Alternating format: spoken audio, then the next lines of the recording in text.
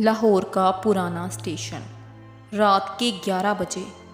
ہوا میں عجیب سی خنکی تھی، پلیٹ فارم کی لائنیں ہلکی ہلکی جھپک رہی تھیں۔ حارث نے ارد گرد دیکھا، پورا پلیٹ فارم سنسان۔ پیچھے سے ایک سرگوشی آئی۔ بیٹا، کراچی جا رہے ہو؟ وہ چونک کر مڑا۔ پھٹے کپڑوں والا ایک بوڑھا شخص ہاتھ میں پرانی لالٹین لیے کھڑا تھا۔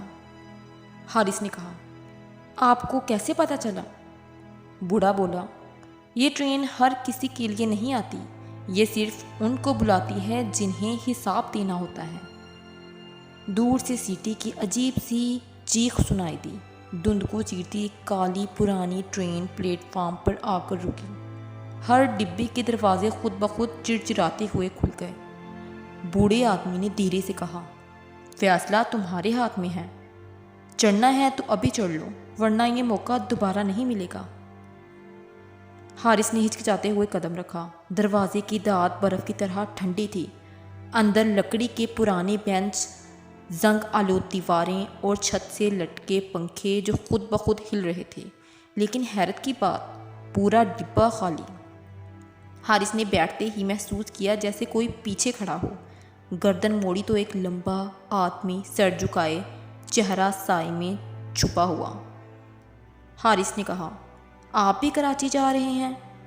وہ آدمی خاموش رہا، آہستہ سے دوسری سیٹ پر جا بیٹھا۔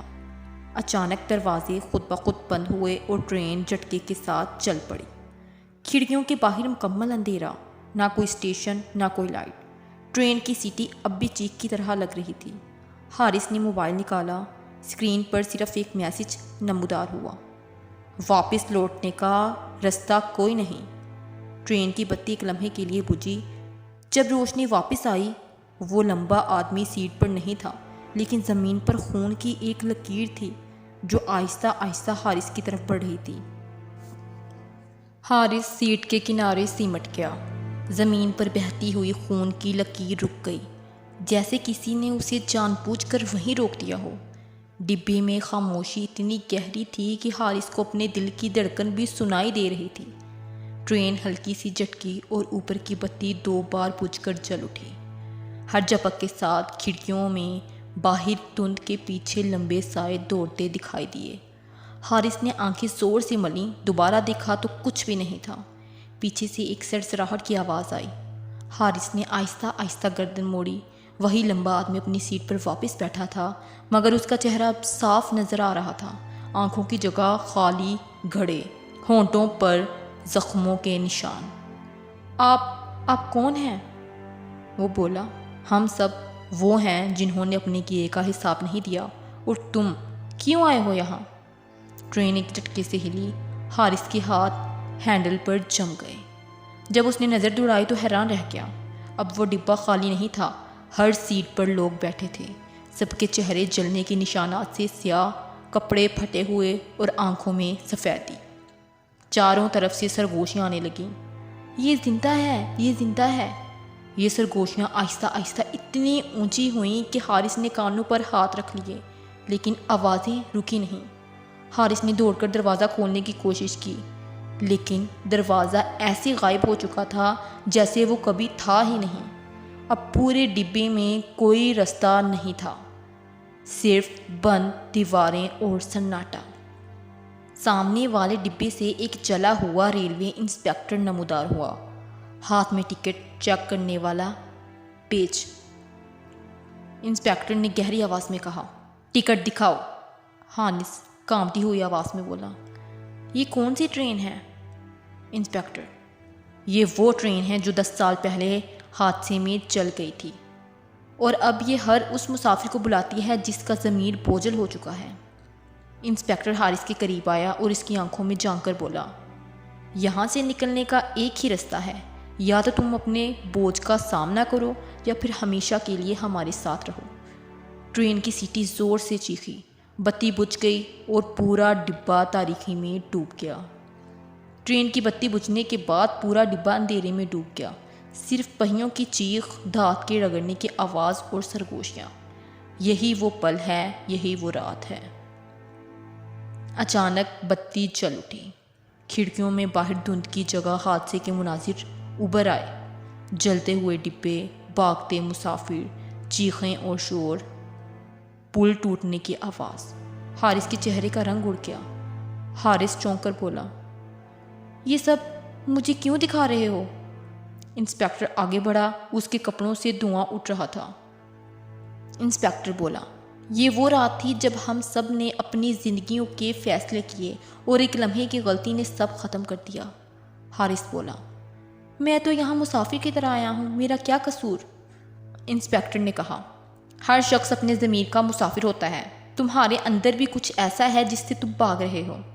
انسپیکٹر کی بات سنتے ہی حارث کی آنکھوں کے سامنے منظر بدل گیا۔ دفتر میں رشوت کا پیسہ لینا، اپنے دوست کو دھوکہ دے کر ترقی حاصل کرنا، کسی کی حق تلفی پر خاموش رہنا، یہ سب یادیں ایک ایک کر کے سامنے آتی رہیں، جیسے ٹرین کی کھڑکی میں فلم چل رہی ہو۔ ٹرین ایک دم جھٹکے سے ہلی اور رفتار بڑھا دی۔ کھڑکی سے باہر پل ٹوٹتا ہوا دکھائی دینے لگا۔ انسپیکٹر نے سیٹی بجائی اور کہا، یہی لمحہ ہے، فیصلہ کرو، سچ کا سامنا کرو گے یا ہمیشہ یہی رہو گے؟ وہاں بیٹھے تمام جلتے ہوئے مسافروں نے بیک وقت حارث کی طرف دیکھا۔ ان کی آنکھوں سے روشنی نکل رہی تھی، جیسے وہ فیصلہ سننے کے منتظر ہوں۔ حارث کے ہاتھ پسینے سے بھیگ گئے، دل کی دھڑکن تیز اور سانس پھولنے لگی۔ ٹرین خطرناک رفتار سے دوڑ رہی تھی۔ انجن کی چیخیں اب انسانوں کی آہو بکا جیسی لگ رہی تھیں۔ انسپیکٹر آہستہ آہستہ حارث کے قریب آیا اور کہا، یہاں سے نکلنے کا صرف ایک راستہ ہے، کسی اور کو اپنی جگہ لے آؤ۔ حارث کے ذہن میں خیالات کی طوفانی لہر آئی۔ میں اپنے دوست کو فون کر کے بلا لیتا ہوں، وہ آ جائے گا، میں بچ جاؤں گا۔ نہیں، یہ غلط ہے، یہ دھوکہ ہے، لیکن اگر میں نے نہ کیا تو؟ کھڑکی کے باہر پل ٹوٹنے لگا۔ نیچے اندھیروں میں سرخ روشنیوں کا عکس نظر آ رہا تھا۔ پورا ڈبہ سرگوشیوں سے بھر گیا۔ جلدی فیصلہ کرو، وقت ختم ہو رہا ہے۔ وہ سب جلتے مسافر آہستہ آہستہ حارث کے گرد جمع ہونے لگے۔ حارث نے موبائل نکالا، اسکرین پر ایک نمبر ڈائل ہوا، انگلی کال کے بٹن پر رکی رہی۔ اس کے سامنے وہ سب منظر ایک دم چلنے لگا۔ ماں کی نصیحت، بیٹا کبھی کسی کا نقصان کر کے اپنی کامیابی مت بنانا۔ دوست کی آنکھوں میں بھروسہ، حارث کی آنکھوں میں نمی بھر آئی۔ اس نے فون بند کر کے کہا، نہیں، میں کسی اور کی جان لے کر اپنی نہیں بچا سکتا۔ انسپیکٹر کے چہرے پر پہلی بار ہلکی مسکراہٹ آئی۔ انسپیکٹر بولا، یہی فیصلہ تمہیں آزاد کرتا ہے۔ اچانک ٹرین کی رفتار کم ہوئی، شور رکنے لگا۔ جلتے ہوئے مسافر آہستہ آہستہ روشنیوں میں تحلیل ہونے لگے۔ انسپیکٹر نے ٹکٹ کے پرزے کو جلا کر ہوا میں اڑا دیا اور کہا، سفر ختم، تم نے ضمیر کا حساب دے دیا۔ حارث چونک کر آنکھ کھولتا ہے۔ وہ اسٹیشن کی ایک بینچ پر بیٹھا ہے۔ پلیٹ فارم کی روشنی عام ہے، لوگ چل پھر رہے ہیں اور اس کے ہاتھ میں جلنے کے نشان کے ساتھ پرانا ٹکٹ پڑا ہے۔ حارث نے گہری سانس لی۔ وہ اب بھی پلیٹ فارم کی بینچ پر بیٹھا تھا، لیکن دل کی دھڑکن ابھی تک تیز تھی، جیسے وہ حقیقت میں اس سفر سے گزرا ہو۔ اس کے ہاتھ میں وہی جلا ہوا ٹکٹ موجود تھا، جس پر اب دھندلی تحریر ابھر رہی تھی۔ ضمیر کا سفر مکمل ہوا۔ حارث اٹھا، ٹرین کے جانے والی پٹری پر نظر ڈالی اور اپنے اندر کی تبدیلی کو محسوس کیا۔